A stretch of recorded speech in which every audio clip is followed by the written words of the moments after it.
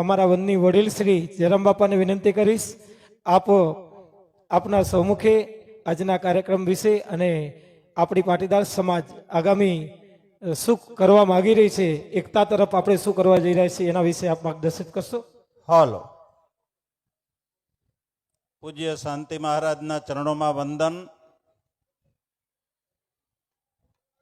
પાતિયા ગામની અંદર માં ભગવતી ઉમિયા માતાજી અને ભગવાન લક્ષ્મીનારાયણનું જ્યારે પુનઃ પ્રતિષ્ઠા મહોત્સવનો પ્રસંગ છે, ત્યારે આજે ભાઈઓ કરતા બહેનોની સંખ્યા વધારે છે. ખૂબ સારી વાત કહેવાય.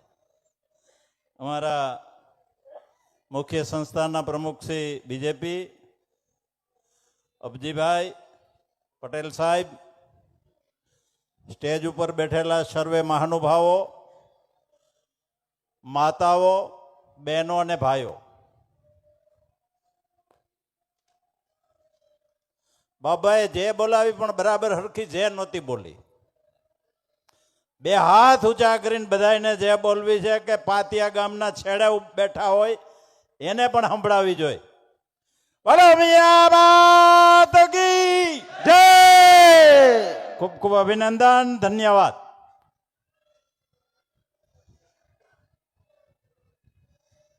આમ તો કચ્છની હારે અમારે ઘણા વર્ષ થયા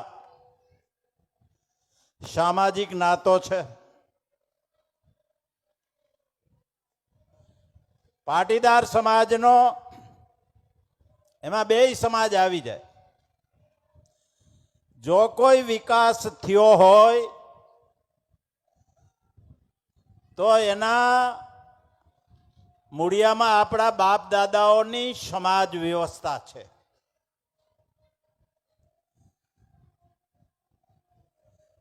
ઊંઝા ઉમિયા માતાજીનો જો ઇતિહાસ કહી તો 1868 વર્ષ થયા. ઉમિયા માતાજીની જે અત્યારે મંદિરમાં મૂર્તિ છે, આ પાણી બધાને ભલે આપો પણ જરા ડિસ્ટર્બ નહીં કરતા. એ મૂર્તિની પ્રાણ પ્રતિષ્ઠા વિક્રમ સંવત 212 થઈ. ત્યાંથી આ સમાજનો મંદિરના માધ્યમથી સમાજનો વિકાસ કેમ થાય એ એક આખા સમાજને રાહ ચિંતો.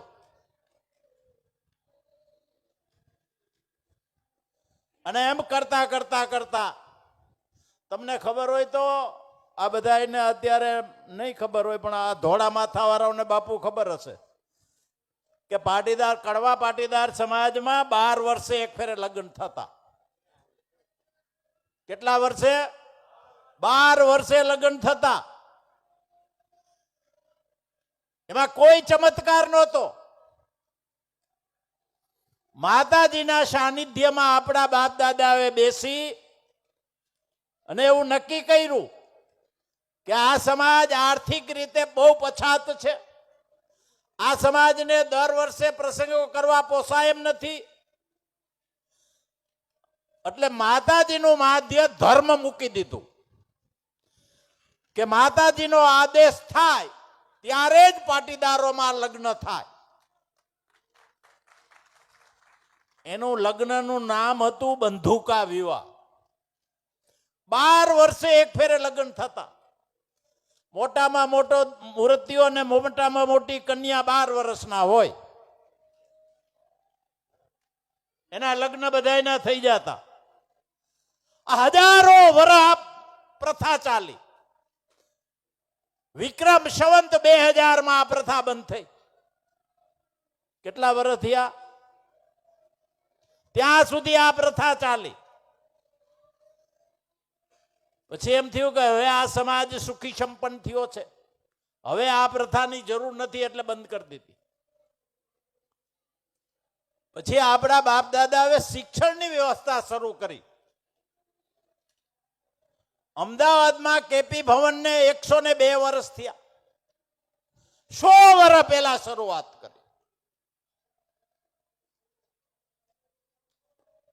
પૂજ્ય છગનભાઈ કડીમાં શરૂઆત કરી. ઈ પ્રવાહ અહીંયાથી હાલતો હાલતો ગુજરાતમાં ને ગુજરાતમાંથી કચ્છ અને સૌરાષ્ટ્રમાં આવ્યો. આઝાદી પહેલા પટેલ બોર્ડિંગો થઈ. ઈ પટેલ બોર્ડિંગોમાં પાટીદાર સમાજના ઈ પટેલ બોર્ડિંગો બધે સંયુક્ત થઈ. લેવા અને કડવા બેયની સંયુક્ત થઈ બધે. આજ હજી એક નમૂનો અમારે જામનગરમાં છે. પટેલ બોર્ડિંગ બેય સમાજની સંયુક્ત છે. હું એનો ટ્રસ્ટી છું. આજ પણ છે એક હજી. ઈ પટેલ બોર્ડિંગોના માધ્યમથી આ સમાજના યુવાનો ભણ્યા.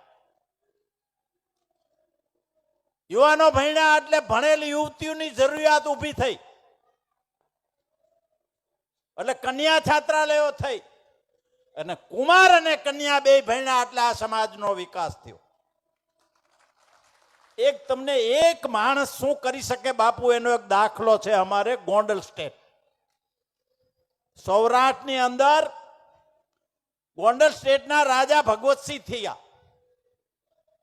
અને એને એના જમાનામાં ફરજિયાત કન્યા કેળવણીનો કાયદો કર્યો કે દીકરી ભણવા ન જાય તો એકાનો દંડ. જેથી 4 આના મજૂરી હતી આખા દિવસની, 16 આનાનો રૂપિયો હતો. તેથી એને કાયદો બનાવ્યો કે મારા રાજની અંદર દીકરી ભણવા ન જાય તો એકાનો દંડ અને ફરજિયાત 4 ધોરણ 4 ગુજરાતી ભણવાનું. પછી એને આગળ ભણવું હોય તો ભણે, નહીતર છોડી દે. ઈ માતાઓ ભણી એના સંતાનોને દીકરા અને દીકરીઓને ભણાવ્યા. આજ દુનિયાનો કોઈ એવો દેશ નથી કે ગોંડલ સ્ટેટની વ્યક્તિ અહીંયા નથી. દુનિયાનો દેશ. આ શિક્ષણની તાકાત આ એક વ્યક્તિ કામ કરે તો આપણે આટલા બધા કામ કરી તો સમાજનો વિકાસ ન થાય? ચોક્કસ થાય. સાચી નિષ્ઠાથી કામ કરવું જોઈએ સમાજનું. આવા સંતોના આશીર્વાદ લઈને આખા દેશમાં 565 રજવાડા હતા. 562. એમાં એકલા ગુજરાતમાં 242 રજવાડા હતા. નાના નાના રજવાડો ગુજરાતમાં જાજા હતા. 242 માંથી 2 રાજા આવા હતા પ્રજાપાલક. સૌરાષ્ટ્રમાં એક અમારું ગોંડલ અને ગુજરાતમાં બરોડા ગાયકવાડ સ્ટેટ સયાજી રાવ. આ 2 જ વ્યક્તિ હારી જેને પ્રજાનો વિકાસ કર્યો, જેને પ્રજાને ભણાવી. આજે આ 2 રાજ્યને તમે કાઢી લ્યો ને તો ગુજરાતનું ગુજરાત નો રીએ. હિન્દુસ્તાન આખા દેશમાં જો ગુજરાતનો ડંકો વાગ્યો હોય. હું અમેરિકા 2 વખત ગયો કન્વેન્શનમાં તો વધારેમાં વધારે આ સ્ટેટના 2 જ સ્ટેટના માણસો દેખાય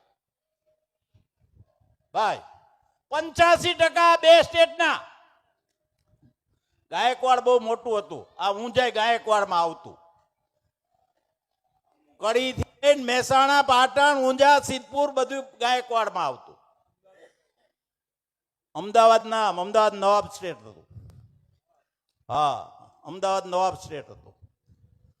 અમદાવાદ ટપીન ગાયકવાડ હતું. આ 2 વ્યક્તિ આખા ગુજરાતનો જો સિતારો બદલી નાખ્યો. એમ જો સમાજના આગેવાનો એના ખંતથી એકબીજાના ટાટિયા ખેંચ બંધ કરી અને એમાં ખાસ કરીને અમારું આ સ્ટેજ ભાઈ, આ સ્ટેજ વાળા હરખા હાલે ને તો બધું ઓટોમેટિક હરખું હાલે.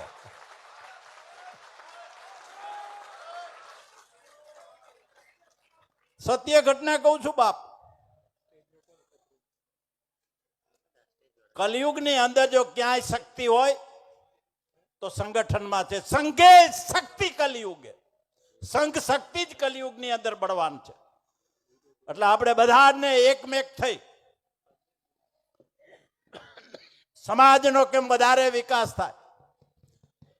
માં ભગવતીની કૃપાથી અત્યારે આ સમાજની અંદર સમૃદ્ધિ આવી છે. એ સમૃદ્ધિને ટકાવી રાખવા માટે બહુ મહત્વના ભાગ ભજવવો પડે એમ છે. નહીતર આ સમૃદ્ધિ ટકશે નહીં. રાજાઓના રાજ ટેકા નહીં તો તમારી ફેક્ટરીની દુકાન કેટલા દી? ભાઈ રાજ નો ટેકા. અમારે જામ સાહેબ 999 પાદરના ધણી હતા, ઝાપા જેવડી દાઢી રાખીને ફરે. મારા મિત્ર હે એટલે કહી શકું. તો આ કેટલા દી ટકશે? નહીં ટકે. માતાઓને જાગવાની બરાબર સમય આવ્યો છે. દીકરા અને દીકરી ઉપર 20 વર્ષનો થાય ત્યાં સુધી માતાનો પ્રભાવ હોય. બાબુભાઈ કીધું ને વ્યસન ન થાય, એ અહીંથી નહીં થાય. માતાઓ બરાબર ગંભીરતા લે કે મારા દીકરાને વ્યસન ન થવું જોઈએ. પાટીદાર સમાજની દીકરી અન્ય સમાજમાં જાય એક લાંછન છે. એ માતાઓની લાપરવાહી છે. દીકરીનો પગ ફરે તો માતાને ખબર પડી જાય. આપણે ગંભીરતા નથી લેતા. તમારો પ્રભાવ હોય. એક માતા 100 શિક્ષણની ગરજ સારે. એટલે માતાઓ બરાબર ગંભીરતા લે દીકરા અને દીકરીના ઉછેરમાં. હું છેલ્લા 35 વર્ષથી આ ધ્રોલમાં કન્યા છાત્રાલય ચલાવું છું. 3000 દીકરીઓ છે મારે.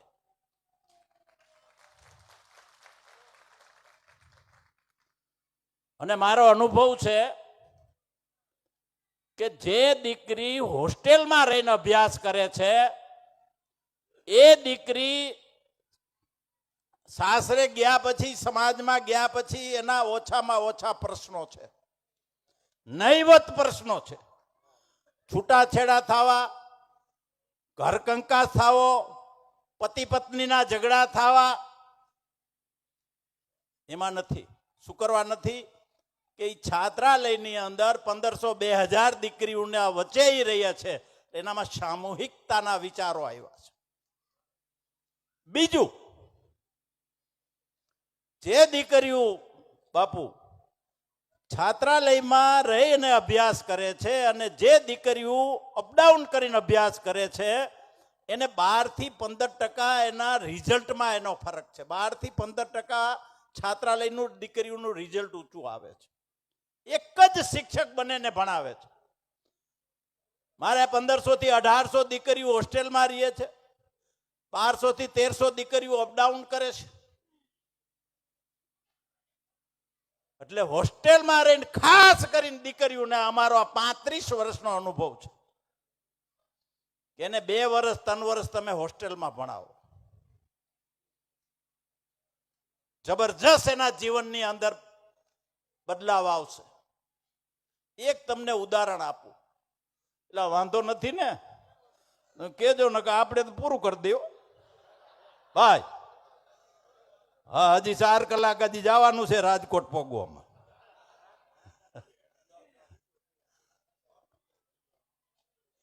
એક તમને દાખલો દઉં, એક પાણીની બોટલ દેજો. ગુરુકુળની અંદર જે વિદ્યાર્થીઓ અભ્યાસ કરે છે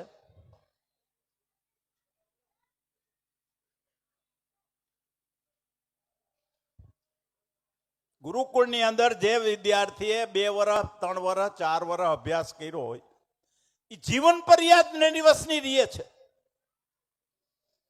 હું આ શિક્ષણમાં 35 વર્ષ થયા છું. ગુરુકુળોની હારે સંકળાયેલો છું. મારા દીકરા અને મારા પોતરાઓને મેં ગુરુકુળમાં ભણાવ્યા. જીવન પર્યાદ નિર્વેશની રહે છે. જો એક ગુરુકુળના સ્વામી એ દીકરાઓમાં રેડી દેતા હોય તો તમે જનની નો રેડી શકો?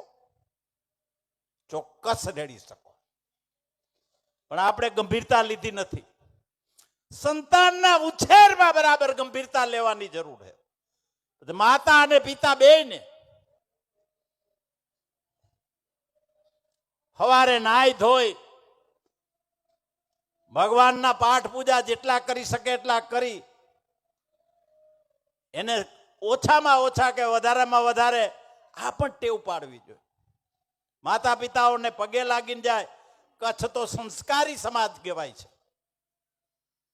કચ્છની અંદર આ બહુ શીખડાવવાની જરૂર નથી. અમારે અહીંયા બહુ જરૂર છે. બાબુભાઈને બહુ જરૂર છે. ભાઈ આ વાસ્તવિકતા છે. પણ જો આ નહીં થાય, જો સમાજમાંથી સંસ્કાર જતા રહેશે તો સંપત્તિની કોઈ કિંમત નથી. સંસ્કારથી જ પુરુષ શોભે છે. પછી પુરુષ હોય કે સ્ત્રી હોય, એને સંસ્કાર પ્રધાન દીકરા અને દીકરીઓને કરવા એ બહુ જરૂરી છે. એક જૈન સમાજનો દાખલો લઈ. બાપુ અમારી કમનસીબી હે, તમારા જેવા અમારી પાસે સંતો ઓછા હે. તમે અહીંયા હજી કચ્છમાં થોડો પ્રભાવ લઈને બેઠા હો. જૈન સમાજના સંતોનો સમાજ ઉપર પ્રભાવ છે. આજ હજારો વર્ષથી આ પ્રમુખ સમાજ હાઈલો આવે છે. શું કરવા હાઈલો આવે છે? એક ગામમાં વણિકનું ખોયડું હોય તો નગર શેઠ હોય. હે તમે કા નો થયા? આપણે અહીંયાથી શીખવાનું છે. એક ખોયડું હોય તો નગર શેઠ હોય. ઈ જૈનોના જે સંતો છે એનો પ્રભાવ છે. એ આજ પણ હજી એનીમાં સુપાત્રતા જળવાઈ રહી છે. આજ એક અપાસરામાં ક્યાંય લાઇટ નથી, પંખો નથી, એસી ની વાત તો ક્યાં રહી? મારે બે સંસ્થાઓ સ્વામીજી રોડ ઉપર છે. ધ્રોલ કન્યા છાત્રાલય હાઈવે ઉપર છે ને, ત્યાંથી આગળ જાય તો કુમાર છાત્રાલય છે જાંબુડાન પાટીએ, બાલાચડી કહેવાય છે એના પાટીએ. એમાં 1000 દીકરા છે. તો આ વિહાર કરવા સંત આવે એટલે આપણે પહેલેથી શોખ કે ભાઈ તમારા સંતો આવે, મારે તો બધાય સમાજ હારે આમ ભાષણ કરવા જવાનું. પછી વાણિયા હોય, સુતાર હોય, હથવારા હોય, આયર હોય. એટલે મેં કીધું અહીંયા આવવાનું. એટલે મને એ સંતો આયરે થોડોક સહવાસ થયો ને મને ગમ્યું. એમાં સુપાત્રતા છે, આખા સમાજ ઉપર પ્રભાવ છે, એટલે સમાજ ટકી રહ્યો છે અને પ્રમુખ સમાજ તરીકે છે આજ પણ. તો આપણા પણ દીકરા અને દીકરીઓમાં વધારેમાં વધારે સંસ્કારનું પ્રદાન થાય. વધારેમાં વધારેના ઉછેરમાં થોડી કાળજી લેવાય. અટાણે એક સંતાન છે, એક દીકરો. હવે તો ઘેલસા એ આવી છે કે એક દીકરો હોય તો બીજું સંતાન કરતા નથી. આ ઘેલસામાંથી બહાર આવવાની જરૂર છે. એને બરાબર સંસ્કારનું આપણે કેળવણી આપી તો જ આ સંપત્તિ ટકશે. તો જ આપણા જે અત્યારે આપણો ગ્રાફ છે, પાટીદાર સમાજની નોંધ આખી દુનિયા લે છે. એ નોંધ ત્યારે જ ટકી રહેશે કે આપણે બધા જ સહિયારો પ્રયાસ કરશું. સમાજના આગેવાનો સહિયારો ખૂબ એમાં પ્રયાસ કરે, માતાઓ એમાં સહકાર આપે. છૂટાછેડાનું પ્રમાણ અમારે બહુ વધ્યું. અહીંયા શું એ ખબર નથી મને. છે અહીંયા આ વાવડો વેલા મોડો બધે આવ્યો. શું કરવા ભાઈ છૂટાછેડા થાય? આ બાબુભાઈ ને અમે હક પણ કેદી થયા ખબર નથી. અને બંધબાજીએ રહીમાં ભાઈ.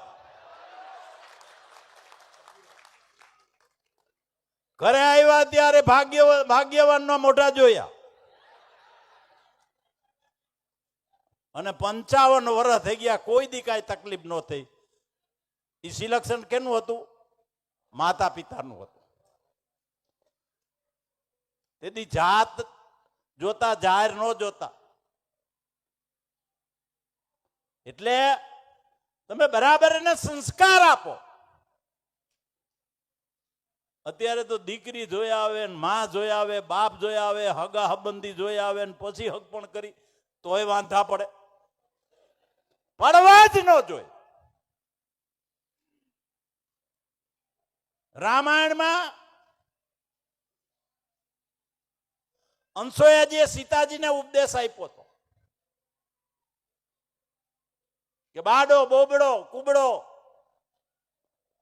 મૂંગો, ગમે એવો પતિ હોય, એક વખત પાણી ગ્રહણ કર્યા પછી એના કોઈ દિવસ એને કોઈ દી દુઃખ ન ભોગવું જોઈએ, એની કોઈ દી નિંદા ના કરવી.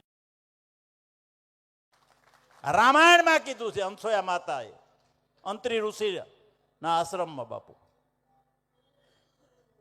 તો આ જો આપણે બધાને સંસ્કાર આપશું તો આ સમાજનો વિકાસ ટકી રહે. સિદ્ધસરથી આવ્યો એટલે જરાક ઉમિયા માતાજીનો અમારે હમણાં મહોત્સવ આવે છે. અબજીભાઈના ફોન આવ્યા ને કે અમે અત્યારે તૈયારીમાં પડ્યા છીએ. સિદ્ધસર ઉમિયા માતાજીની મૂર્તિ છે એ સ્વયંભૂ પ્રગટ થયા છે. એક આપણા સમાજના રત્નાબાપા થઈ ગયા, એને સપનામાં આવ્યા કે ફલાણી જગ્યાએ હું જમીનમાં દટાયેલી છું. અને આજ 125 વર્ષ થયા. એટલે 125 વર્ષ થયા એટલે એનો અમે 1.25 શતાબ્દી મહોત્સવ ઉજવી છે. હમણાં જ છે 25 ડિસેમ્બર થી 29 ડિસેમ્બરનો 5 દિવસનો આ કાર્યક્રમ છે. આ કાર્યક્રમમાં તમને બધાને આવવા માટે આમંત્રણ આપું છું, વિનંતી કરું છું. જરૂર આ કાર્યક્રમમાં સહભાગી થાવ એવી બધાને વિનંતી કરું છું. તો હવે આપણે બધા આ સમાજમાં વધારેમાં વધારે કેમ સંગઠન થાય. કચ્છનો છેલ્લા 400-500 વર્ષ થયા એક પ્રશ્ન હતો. એમાં છેલ્લા 7-8 વર્ષ થયા ઊંઝા મંદિર, સિદ્ધસર મંદિર અમે બધા પ્રયાસ કરતા હતા. સંતોએ પણ ખૂબ એમાં પ્રયાસ કર્યો ને એને આશીર્વાદ આપ્યા. એ પ્રયાસથી આપણે એમાં સફળ થયા છે.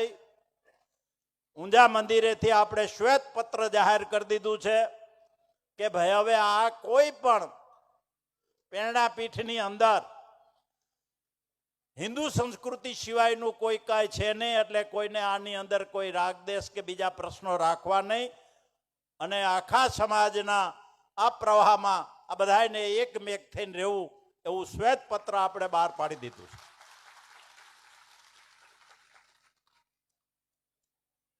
સમાજ છે ત્યાં તમામ વર્ગના લોકો હોય, પણ સાચી વાત છે એમાં આપણે ધીરજ રાખી તો બધાને સ્વીકારી લેવી પડે.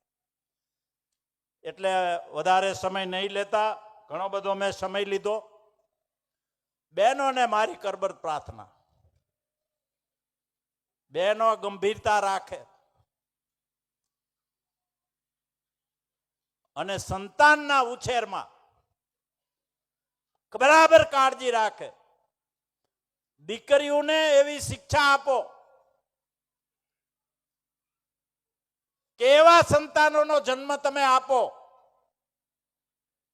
કે એ સંતાન શિવાજી જેવો, મહારાણા પ્રતાપ જેવા થાય. ચોક્કસ થાય જો તમારી નિષ્ઠા હોય, તમારી પ્રમાણિકતા હોય અને તમારો એમાં બરાબર લગ્ન હોય તો એ ચોક્કસ એ ફળે. તો આવા સારા સંતાનો આપણે સમાજમાંથી ઊભા થાય અને જે સંતાનો છે એને સારામાં સારી કેળવણી અપાય, સારામાં સારા સંસ્કાર અપાય અને સમાજના ભાઈઓ છે એ બધું સમાજના સંગઠનમાં એકમેક થઈને સમાજનું સંગઠન મજબૂત થાય તો જ આ સમાજનો વિકાસ ટકી રહે. સંગઠન સિવાય કોઈ ટકશે નહીં. અને સંગઠન તમારું હશે તો એ રાજકારણમાં પણ કામ આવશે. રાજકારણમાં પણ તમારો કોઈક અવાજ સાંભળશે. સાહેબ અમારો આ વખતનો એક દાખલો કહું બધાને. આ ગયા વિધાનસભાનો, અમારે ગયા વિધાનસભામાં ઉપલેટાની સીટ જ્યાં પુનિતભાઈનો વિસ્તાર આવે એમાં આ વખતે ટિકિટ નહોતા આપતા આપણને, કારણ કે 2 ફેરે હારી ગયા હતા એટલે ટિકિટ નહોતા આપતા. મેં આટાણા પ્રમુખ હતા આરસી પાટીલ, CR પાટીલ સાહેબને ફોન કર્યો. CR પાટીલ સાહેબ, ઉપલેટાની ટિકિટ અમને આપવી પડે. વર્ષોથી અમારી અહીંયા બહુમતી છે. અને રાજકોટનું મહત્વનો તાલુકો છે. તો પાટીલ કે તો તમારે અમિતભાઈને કહેવું પડે. મેં અમિતભાઈને કહું, અમિતભાઈને કીધું. બીજે દી મનસુખભાઈ માંડવિયા છે આપણા મંત્રીનો ફોન આવ્યો, બાપા નક્કી કર્યું છે કે ટિકિટ આપો. મેં બહુ સારું, અભિનંદન. સમાજની એકતા હોય તો જયરામ બાપાનો અવાજ સાંભળે, નકા રાજકારણ તો જાડી સાંભળીનું હોય. જયરામ બાપાને કઈ ગણે નહીં. આ ભલે બાપા રહ્યા, રાજકારણ હોય પછી ભાજપ હોય કે કોંગ્રેસ હોય, એ જાડી સાંભળી હોય. આ તો આની તાકાત છે, તે ઉપરા ઉપર 5 ફેરે ચૂંટાણો.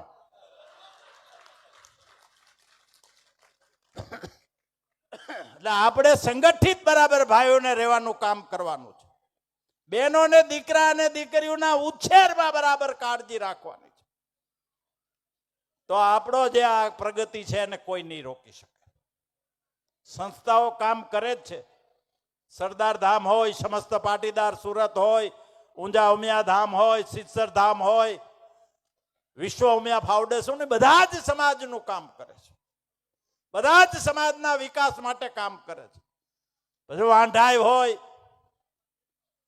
આ બધાને થઈને ટાંટિયા ખેંચમાંથી બહાર આવી ઉમિયા માતાજીના સેવક છે એવો ભાવનાથી સમાજના વિકાસનું કામ કરી એ વાત, મારી વાત પૂરી કરું છું. છેલ્લે ઉમિયા માતાજીની જય બોલાવીને મારી વાત પૂરી કરું. બોલો ઉમિયા માત કી જય. આભાર, ધન્યવાદ, ધન્યવાદ. જય હો. જોરદાર તાળી વધારે લે. જયરામ બાપા એવી સ્પષ્ટતા સાથે આજે એને જે પોતાનું ઉદ્બોધન રજૂ કર્યું છે, ખરેખર હરેક વક્તાએ આ જ રીતે પોતાની સ્પષ્ટતાથી જો વાત મૂકવામાં આવે ને તો સમાજની એકતાને કોઈ રોકી ન શકે. અમે બાપા પહેલે આપણા રૂપાલા સાહેબને બોલાવવાનો વિચાર કરતા હતા કે એમને બોલાવી, પણ આજ અમને તમને સાંભળ્યા પછી એમ લાગ્યું કે રૂપાલા સાહેબ તમારામાં આજે પંડમાં આવી ગયા. રૂપાલા સાહેબના દર્શન આપે કરાયા છે, એ પણ આપણા પાટીદાર સમાજનું ગૌરવ છે. આપનો ખૂબ ખૂબ ધન્યવાદ. કારણ કે જ્યારે સમાજના અગ્રણીઓ વ્યસન મુક્તિની વાત કરતા હોય, દીકરીને કેળવણીની વાત થતી હોય, કે મહિલાઓના આગામી આવનારા સમયમાં એમના યોગદાનની વાત થતી હોય, યુવાનોના વ્યસન મુક્તિની વાત થતી હોય, ત્યારે 100% એની અસર પડતી હોય છે.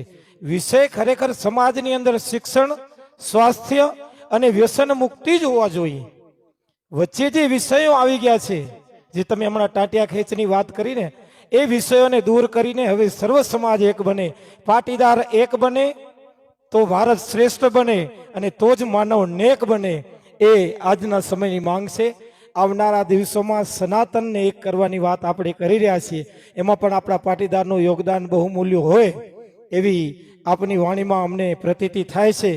વિશેષ આપે અમને માર્ગદર્શન આપ્યું, આપનો ખૂબ ખૂબ ધન્યવાદ.